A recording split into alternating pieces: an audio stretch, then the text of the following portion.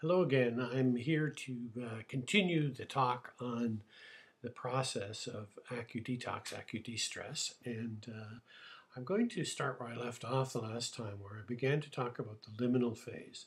Liminal phase simply means, the Latin limen means doorway. And in this phase, we feel at the doorway between the way that we've functioned in the past and some way that is going to occur in the future, which is going to be measurably different.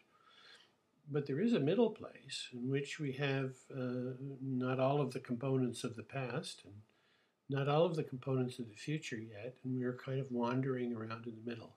So liminal phase, usually we have a degree of discombobulation. We're kind of wandering around in flux, not really able to deal with things in our old or in our new ways.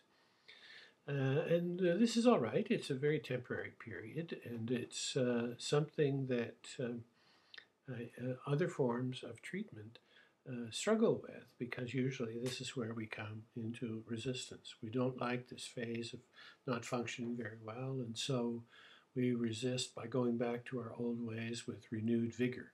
Here, with the pins in place, we can go through this phase and kind of just sort of slide through it without any great difficulty, even though there may be times in which we feel like we're not dealing with things very well.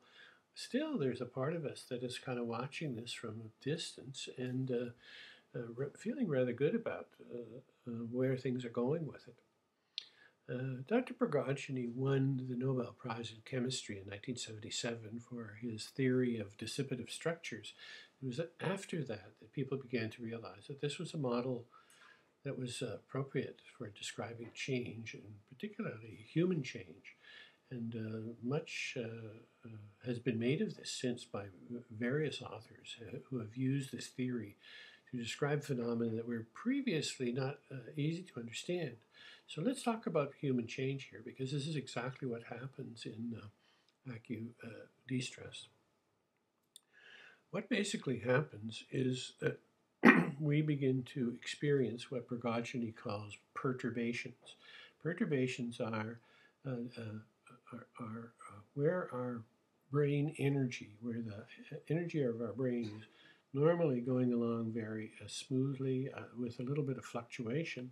And then at these times in which we are attempting to rise to a higher level of complexity, the amplitude goes up and down and varies greatly. And during that time that we are kind of, that's when we're discombobulated, because it's exciting, but we haven't risen to another level of complexity yet.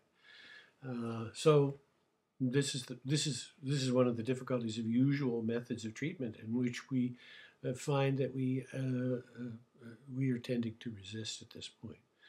I think you'll find that what you're experiencing during this phase is that your resistance is not very strong. It's pretty much at a minimum. Yet you haven't risen to a higher level of complexity, which is what happens in the next phase. I would like to suggest that because Prigogine's description of this is so precise, that you read his material, and I'm providing a place on this page for you to read an article by Bill Harris, which talks about the process of rising to a higher level of complexity. Enjoy your process, and once again, I'll be back with you next week to describe what happens next.